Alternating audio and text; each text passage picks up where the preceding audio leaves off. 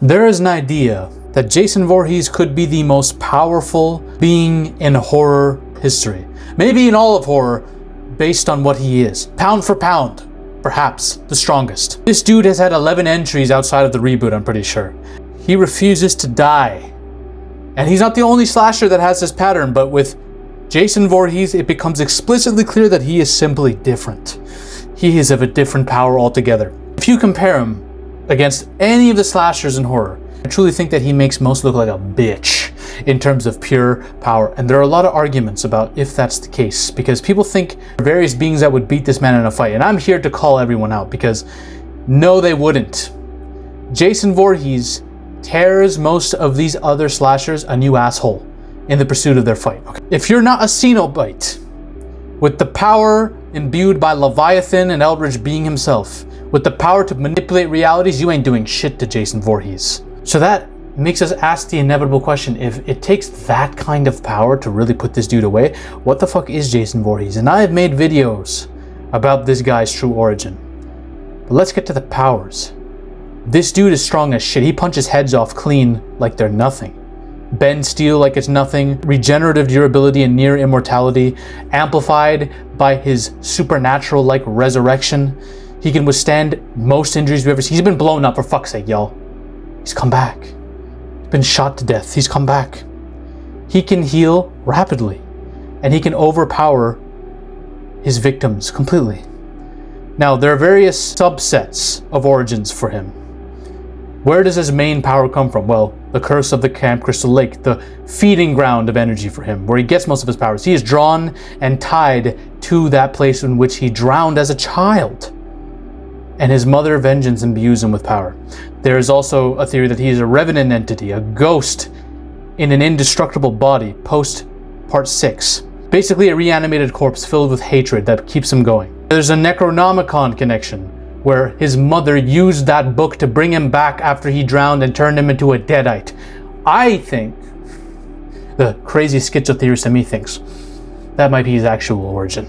Because it explains it. Imagine the spirit of a deadite trapped within Jason's body. I'm not stuck in here with you, you're stuck in here with me type shit. He has all the abilities of a deadite, but his own consciousness takes control of the body. Unlike all other deadite possessions, the deadite is in the back of his mind, while he takes control, which makes him a very special breed of killer, because this is the one mind that the deadite cannot completely take over. He almost cracked the code somehow. His hatred and vengeance gave him such willpower that he was able to take over his own body instead of a deadite. That's awesome. And then you have the whole mutation with nanites thing in Jason X, which we're not going to go there. But there are many theories as to what he is. Most people say, okay, he's just a walking reanimated corpse. He's a zombie with superpowers. I like the theory that he's a deadite personally, but all good. I believe Jason Voorhees might be the Kratos of slashers. Let's compare him to all other slashers that other people feel the need to compare him to, all right? Because he kills most of them. In terms of power, and I'm going to verify if any of this is correct, but I think Jason Voorhees has the largest kill count, and I think most of these stats are fine. I don't know why Freddy Krueger's stats are pretty much bad instead of intelligence, but Freddy Krueger works a specific way in a specific dimension, the dream dimension. He's a god there. On Earth, he's very vulnerable. On our dimension, right? Jason Voorhees has maxed out every stat except for IQ. He's pretty much a dumb fuck compared to guys like Freddy. Same with Michael Myers, who's a step below Jason Voorhees, but is a similar kind of marauder. Leatherface, I don't even know what to say about this dude. Chucky, a supernatural event when it comes to this doll, but not on the level of Jason Voorhees in terms of pure power. And Ghostface is just a regular dude, depending on... it's just a regular killer that changes hands every movie, right? I don't know who created this chart, but I like the verdict on Jason. He's a fucking living tank. Nearly unstoppable compared to all these other killers. Now, there are popular fan fights in which people think certain people would put up a fight against Jason. Michael Myers versus Jason Voorhees is a very popular one. I don't know why it is, because let me tell you, this is not a close fight at all. Michael Myers would get 10-7'd every single round if he even lasts even if he lasts more than one round, which is not a guarantee at all. Michael Myers is a human.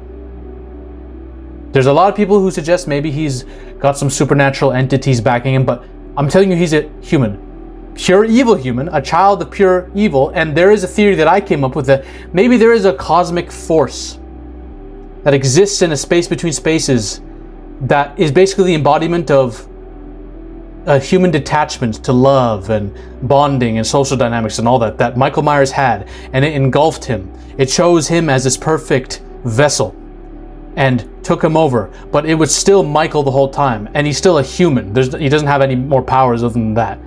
There is that theory. There is another theory that he was just straight up possessed by the devil as a kid. I don't buy this at all. There's nothing about his killing patterns that convinces me he's imbued with the power of Satan or another demonic entity. Now, I did see Michael, if we're taking all the movies into account, I saw Michael Myers struggle in a kitchen fight to this old woman. You can say plot armor, you can call it whatever you want, bad writing, I don't give a fuck. I'm counting all the feats. He got wrecked by her and her daughter, who broke his hand. Broke his arm, snapped it. And then he got shredded by the entire city. Jason Voorhees ain't letting this happen to him at all. This is simply not happening to Jason Voorhees. And yes, you could say, oh, fuck those last two films. Let's go back to the days of Supernatural Michael, possessed by the Cult of Thorn or whatever. I don't care what this is. This was literally a way for the cult to maneuver the spread of this spiritual force from one vessel to the other. That is not the kind of being, in my opinion, that would be Jason Voorhees either. Are we forgetting that Busta Rhymes was whooping this dude's ass low-key before Busta Rhymes? I think Busta Rhymes got killed or got his head cut off, right? Before he did, he was whooping his ass. If you're getting sidekicked and slapped up, like, if this dude is becoming 2016 Conor McGregor against you in a fight, you're not beating Jason Voorhees. I'm sorry. Let's go to Freddy Krueger versus Jason. We've already seen it happen, kind of. There's been some mitigating circumstances behind the fights though. Most of the fights that they have end in a stalemate. Why? Because one, there's no fight between these two in a dream dimension. It's just Freddy playing with Jason, diddying him up in there. But when they're brought back into reality, of course Jason would win. The problem is, when Freddy was brought back to reality, he ended up putting up a pretty good hand-to-hand fight against Jason. He was stabbing the shit out of him. So, without help, Jason got helped by other characters too, by the way, in that final fight. And they both survived the ending explosion. Without help, I still would give it to Freddy. So I do think Freddy, who I believe could be a fucking Cenobite, is the only one who can really do anything to Jason, because he has those spiritual reality manipulation powers. But in Freddy vs. Jason vs. Ash, the comic book, it still ended up in a stalemate where Jason was sucked into a vortex and Freddy was trapped in Jason's mind or some shit. I don't even know. See, these two are always stalemating each other, even on a supernatural level, but I would still give it to Freddy. Now we got guys like Art the Clown coming out who are virtually unkillable. They have multiple lives. They keep coming back. Art the Clown is backed by demonic forces straight up. All right? Now, those demonic forces can be fucked with and killed themselves, but the hell is filled with them. In a fight between these two, in a one-on-one, straight up close encounter, Art is cooked. He's not doing shit to Jason. Jason's lifting him and throwing him to a skyscraper. Art is getting Bane back broken by Jason Voorhees. That's what that fight would look like. But the problem is, Art will keep coming back. So in a long-term battle, in a long-term play, Art is going to keep resurrecting. There is no killing him unless you find a way to wipe out all the demons of hell. But that's the thing, he's backed by demons from hell. They've chosen him as their guy. They're like, yeah, that guy's so fucked up. We like him. In fact, some of us want to be more like him. What's the point in possessing innocent humans and causing violence when there's the biggest, most malevolent, evil dude out there who's butchering people in the most gory way possible? Let's just make sure he never dies, so that the devil can collect souls and get off on all the pain he's causing humanity and the crisis of faith that is happening among humanity while Art allows to kill unchecked. That's what we're dealing with here when it comes to Art. The only thing that could potentially stop him, this cosmic sword that was created for the main character in Terrifier 2, I forgot her name. Serene? What's her name? Starts with an S. She's so hot too. I forgot her name, but she was able to deal some deathly blows to Art, but the problem is Art keeps coming back because of the demon. But once this is used to kill the demon, Art is left more vulnerable. The problem is, will other demons come into the fray to back Art and take that demon's place? Jason will not know how to deal with this specific guy, and it's not like Jason can go and fight the demons himself. I mean, I know Jason's been in hell, but not like this. So there's a chance that he will not be able to kill Art, but here's the thing. Jason has been able to possess people himself too after death. There's no really killing Jason.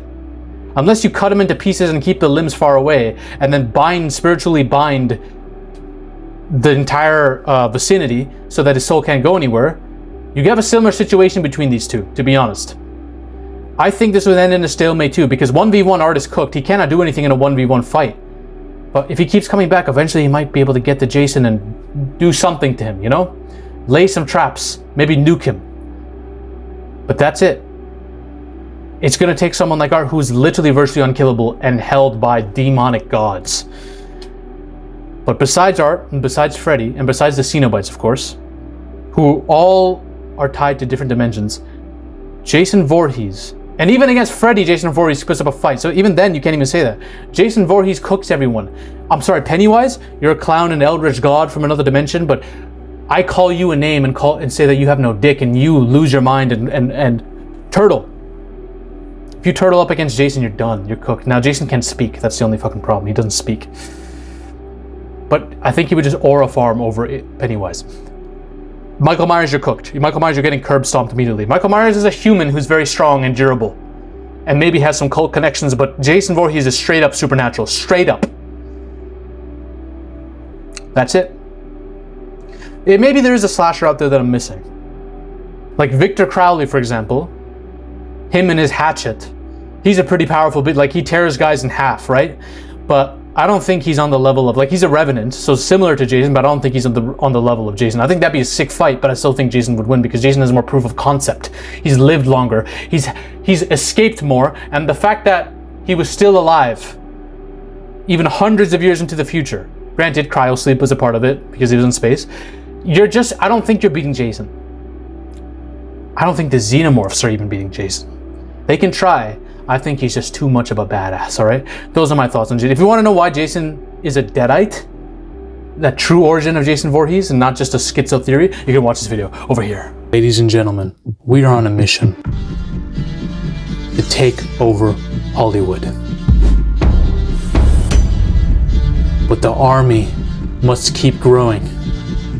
If you want to suggest video topics to me, or talk about your favorite movies or favorite film theories in a community with like-minded individuals, join the Zafy Discord now. Link is in the description and the comment section as well. Join us. This movement is just beginning.